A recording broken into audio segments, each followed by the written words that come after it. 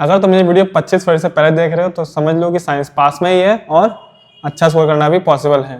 बस गलती ये है कि कुछ बच्चे पढ़ते तो हैं लेकिन गलत ऑर्डर में पढ़ते हैं। आज मैं बताऊंगा कि साइंस के लास्ट के 5 डेज में क्या एग्जैक्ट प्लान होना चाहिए, क्या चैप्टर स्किप करना है, क्या छोड़ना है और क्या पढ़ना है। ठीक है, तो चलते हैं स्क्रीन के ऊपर। तो ये मैंने स्लाइड बनाई थी कि science last 5 day revision plan, class 10th exam हमारा क्या है 25 फरवरी को है। इसमें हमें स्मार्ट स्ट्रेटेजी करनी है, पैनिक नहीं करना है और हमारे स्कोर को मैक्सिमम रखने की कोशिश करनी है। चलते हैं नेक्स्ट स्लाइड पे। साइंस में क्या है, साइंस में सिर्फ पढ़ना काफी नहीं होता है, क्या आप पढ़ना है और कौन से ऑर्डर में पढ़ना है जिससे हमारे मार्क्स मैक्सिमम होते हैं। लास्ट के 5 डेज में हमें अपना रिवीजन स्मार्ट रखना है, ना कि सब चीज दोबारा पढ़नी है। ये बच्चे बहुत गलती करते हैं कि दोबारा पढ़ना स्टार्ट कर देते हैं। दोबारा हमें नहीं पढ़ना है, हमें बस स्मार्ट रिवीजन करना है। और पेपर के अकॉर्डिंग एग्जैक्ट प्लान क्या है मैं बताऊंगा आपको। तो ये हमारे 5 डेज का plan, 5 days smart division. Day 1 में हम बायोलॉजी पढ़ेंगे, क्यों? क्योंकि ये स्मार्ट स्कोरिंग सब्जेक्ट है, इसमें स्कोर आराम से आएगा। डे 2 में केमिस्ट्री करेंगे, डे 3 में फिजिक्स, डे 4 में फुल रिवीजन प्लस PYQ और लास्ट दिन में हम थोड़ा सा हल्का सा रिवाइज करेंगे। अब चलते हैं डे 1 की तरफ। डे 1 में हमें किस चैप्टर फोकस करना है? Life and processes, control and coordination, reproduction and environmental science and resources. इसमें फोकस ये करना है कि हमें डेफिनेशंस को पॉइंट वाइज याद रखना है, सारी चीजों को, डायग्राम बनाने आनी चाहिए और लेबलिंग करने आनी चाहिए। लेबलिंग भी एग्जाम में पूछ लेता है और diagrams neat and clean practice करनी चाहिए। और ध्यान रखना हमेशा डायग्राम पेंसिल से ही बनाने हैं और लेबल करके रखना है। ये चीजें एग्जाम टाइम में बहुत रिवाइज करनी पड़ेगी आपको। और लास्ट में केस स्टडीज के कीवर्ड्स। देखो बायोलॉजी में मार्क्स लैंग्वेज डिसाइड करती है। अब चलते हैं नेक्स्ट स्लाइड के ऊपर। बायोलॉजी के टिप्स, हेडिंग्स का यूज करना, डायग्राम के नाम लिखो, उनके प्रैक्टिस करो, पेंसिल से डायग्राम बनाओ, लेबल करो, बार बार प्रैक्टिस करो इस चीज की। और लैंग्वेज को सिंपल रखो।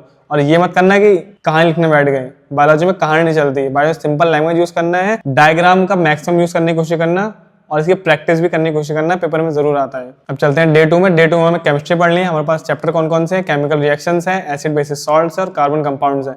इसमें हमें क्या करना है कि मोस्ट इंपॉर्टेंट रिएक्शन 10 से 12 रिएक्शंस हैं पूरी केमिस्ट्री में, उसको हमें लिख लिख के प्रैक्टिस करना है। बैलेंसिंग की प्रैक्टिस करनी है, हर रिएक्शन को बैलेंस करके और उनकी नेमिंग बहुत अच्छे से हमें प्रैक्टिस करना है। और यूजेस और प्रॉपर्टीज, एक और दो नंबर में क्वेश्चन पूछ लेता है कि इस केमिकल का यूज क्या है और इस केमिकल की प्रॉपर्टीज क्या है।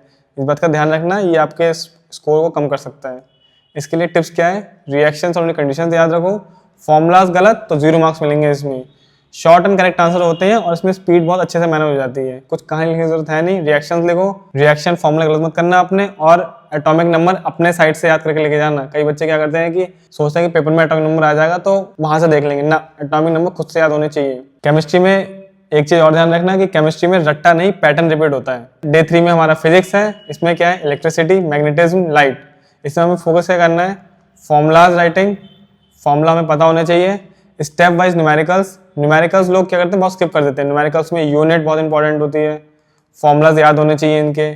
और रे एंड फील्ड डायग्राम्स। तुम्हारे पास लाइट चैप्टर है, लाइट चैप्टर में बहुत ज़्यादा ही हमारे न्यूमेरिकल्स भी हैं, रे डायग्राम्स भी हैं। पेंसिल स्केल, पेंसिल हमेशा शार्प होनी चाहिए। पेंसिल हमेशा शार्प रख के ही अपने डायग्राम्स बनाना, लाइन इधर उधर मत करना। पॉइंट को ऐसा नहीं इतना मोटा पॉइंट बना के जा रही है, छोटा सा पॉइंट बनाना है, क्लियर रखना चीज़ों को। इसमें हमारे क्या है? फॉर्मूला है, वैल्यू और यूनिट, इन चीज़ों का ध्यान रखना इन्हीं पैटर्न में।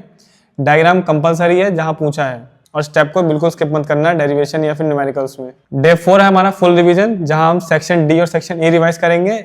केस स्टडीज फॉर्मेट देखते हुए आना और एक सैम्पल पर जरूर सॉल्व करना। वीक एरियाज के नोट्स रखो, जो चीज तुम लगा तुम भूल रहे हो उसके नोट्स रखो।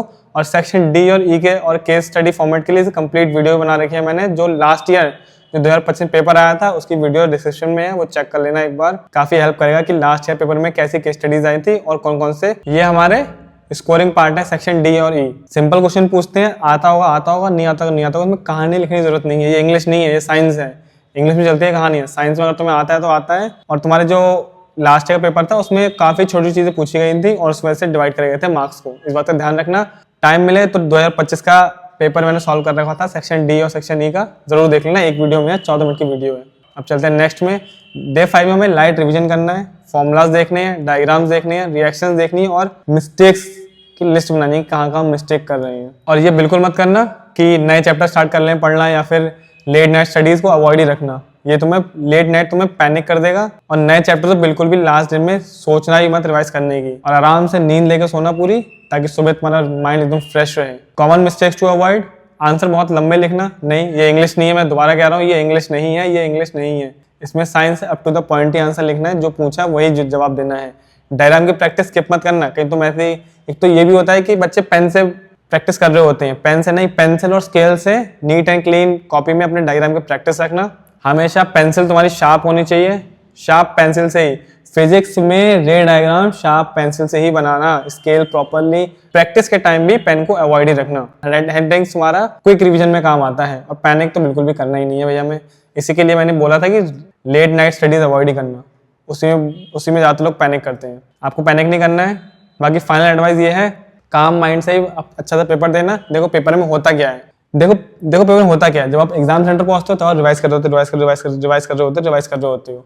फिर जैसी किताब गई और जैसे आप क्लासरूम में जाते हो तो आप ब्लैंक होने शुरू हो जाते हो कि मुझे कुछ नहीं आता। ऐसा नहीं करना है, काम माइंड से जाना है। आपको तब कुछ नहीं आएगा, पेपर हाथ में आएगा जब आप क्वेश्चन पढ़ोगे, तभी आपको चीज़ें रिकॉल होना स्टार्ट होंगी। ये हमेशा बच्चे गलती करते हैं कि क्लासरूम में याद करने की कोशिश करते हैं। क्लासरूम में कुछ याद नहीं आएगा, जैसे ही पेपर हाथ में आएगा, क्वेश्चन सामने आएगा, उसके बाद ही आपको याद आना स्टार्ट होगा। तो माइंड हमेशा शांत रखना अपना। स्मार्ट रिवीजन करेगा वो हार्ड रिवीजन को छोड़ देगा। दोबारा नहीं पढ़ना है सारी चीज़ें दोबारा नहीं पढ़नी है, स्मार्ट तरीके से पढ़नी है। डायग्राम की प्रैक्टिस जरूर करना, फॉर्मूला, रिवाइज, यूनिट्स, रिएक्शन, 10 बार रिएक्शन से केमिस्ट्री की प्रैक्टिस जरूर करके रखना।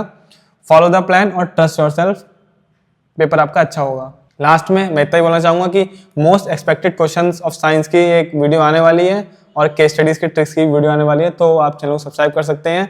बाकी मिलता हूँ मैं नेक्स्ट वीडियो में। This is Anand Rastogi signing off.